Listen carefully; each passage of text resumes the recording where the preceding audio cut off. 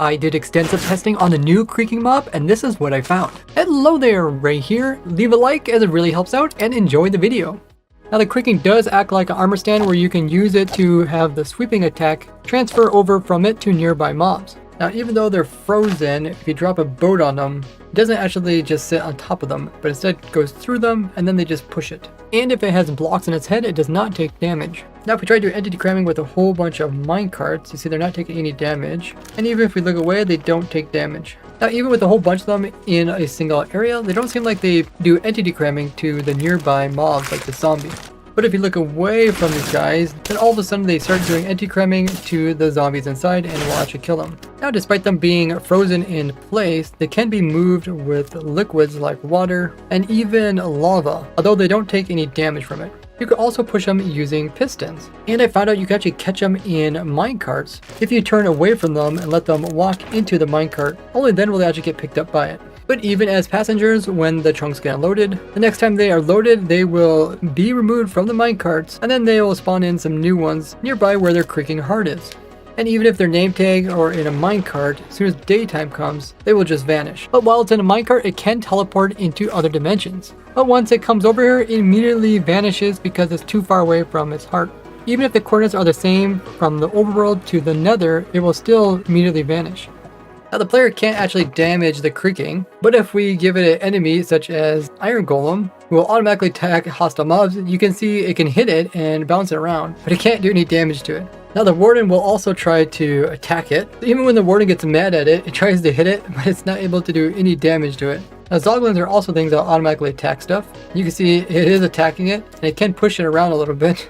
But once again, it does no damage. It's almost like pushing like an armor stand. It's actually kind of funny. And Withers automatically attack mobs as well. And you can see it tries to hit it and actually gives it the wither effect, but it can't do any damage to it. Even when it walks, it doesn't actually take any damage from the wither effect. And if we give a Vindicator the Johnny name tag, you can see it is mad, but if we let the Johnny out, it actually seems like it's really afraid of these guys and it runs away from them. It's actually quite strange. There might be some lore behind it where the Illagers are afraid of these tree spirits. And putting this to the test, you can see the Pillagers run away from these guys. Here's a Evoker. They actually run really fast away from them. There's a Vindicator. Here's a Vex. Vex don't really seem to care. A Ravager also seems to run away. And even Illusioners, which aren't in the survival game, are still considered Illagers and seem to be really afraid of this guy. Now this could be helpful in raid farms, although these guys currently vanish when they are unloaded. Now the creaking mob is a hostile mob. So if I pull up the F3 and if you look right here where it says M and this is about 35, if I add more creakings, this number will go higher, meaning that they are hostile mobs and they count to the hostile mob count. So if you have 70 of them in an area, they will prevent any other hostile mobs from spawning in your world, making a peaceful mob switch. But because they despawn when they're unloaded, they aren't very ideal compared to the different types of hostile mob switches that I've shown in the past. So I made a super flat world that has saplings on the ground, and then I turned up the tick sprint. You can see all of them growing on their own. It's really cool to actually see. And then if we check all of these trees by trying to replace any creaking hearts with a different block, you can see that none of them actually got replaced. This means that there is no creaking hearts that generate with normal trees that are planted and only come into the game with already pre-generated trees that are in the special pale garden biomes. This means when it comes to actual creaking hearts, they're actually a non-renewable resource. Now leaf color also changes in this biome. The outside edges are the pale garden, where the inside is the jungle biome. You can see something like birch doesn't change its color, but a lot of the other types of the leaves actually do change their colors when they go into this biome. A similar thing happens to water. This is water in the jungle, and then this is water in a pale gardens. It lacks a lot of its color. Now the rest of the tree is flammable, but when it comes to the heart, it is not flammable. And unlike other wood, when it comes to the creaking heart, it cannot be used for fuel in the furnace. Now the creaking heart only activates if there is one of the pale logs on either side of it, but also works for the stripped variation as well as the wood variations, but doesn't work for the stripped wood variations or different types of logs. And as long as the creaking heart is in line with the wood, then it will be activated, but if you turn it a different direction, then it will not. So if we bring the blocks over into the nether dimension, it does activate, but it doesn't spawn in any creaking mob. And even over here in the end dimension, it also activates, but it doesn't spawn in the mob. Now the data inside of the Creaking Heart as well as the actual Creaking mob isn't that interesting. The Creaking will only spawn on top of full squared blocks, but it won't spawn on something like leaves, but if we come in with some glass here, it will spawn on it.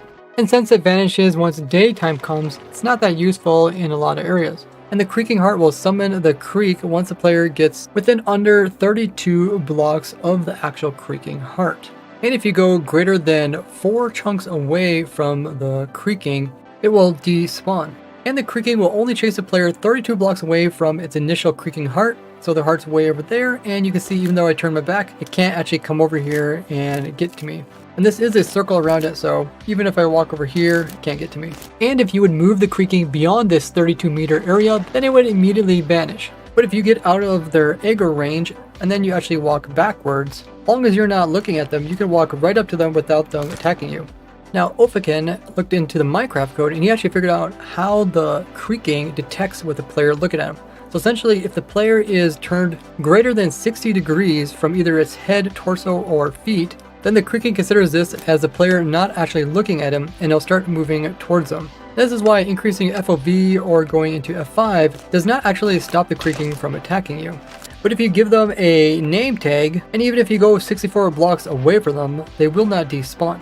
But if you unload the chunks, when you log back in, they will be removed. Now the Creaking Heart can be used as wireless redstone, so if I activate this here, the change from it turning off to turning on is something that observers can read. Right now I'm just having it run the redstone signal into this command block, which will say Creaking in the chat. But you can have this hooked up to any type of redstone mechanic. Now if I go ahead and turn it off, it's not going to turn off because there is currently a Creaking in the area. And even if he despawns, it won't actually update the actual Creaking Heart. So once it's completely unloaded, now if I would hop across this chunk border right here, as soon as I hopped across the chunk, all of a sudden it loaded the Creaking Heart and that activated the redstone. This is based on your simulation distance. The lower this is, the closer you have to be before it will activate, and the higher it is, the farther you can be before you can activate it.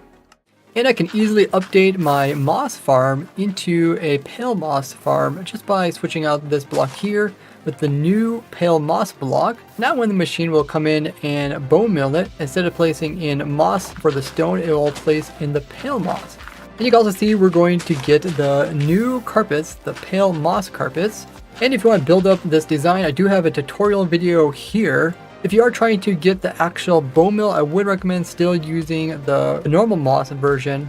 That's because the normal moss will produce azaleas along with other things that the pale moss produces, such as like grass and carpet. And since it produces that extra azaleas, those will produce a little bit extra bone meal when you compost these down. So I'm actually sending all this loot over here, down this water stream here, and into a bunch of composters. And this new pale stuff will compost down just like the other moss stuff.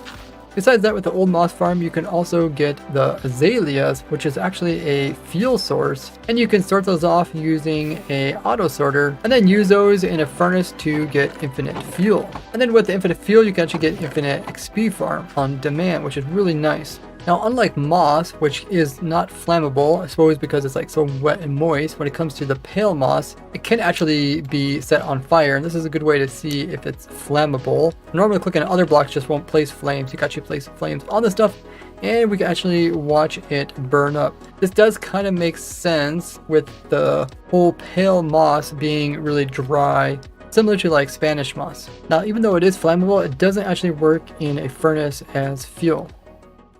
I also made a pale hanging moss farm by converting my weeping vine farm just by changing out some blocks.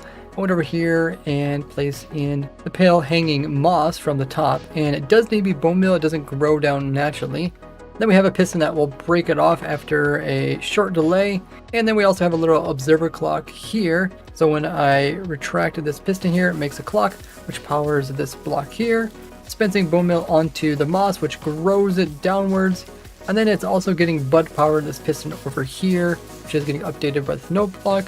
And then the piston extends for a brief moment, breaking off. And you can see all the items are going downwards and getting automatically collected by the hoppers here and put into the chest. So you can get as many pale hanging moss as you want. Although it's a little bit expensive just because for one bone meal you only get one of the moss. And the hanging moss is also flammable. And you can compost it if you want to, although it's fairly weak. Now the hanging moss cannot be climbed up like vines.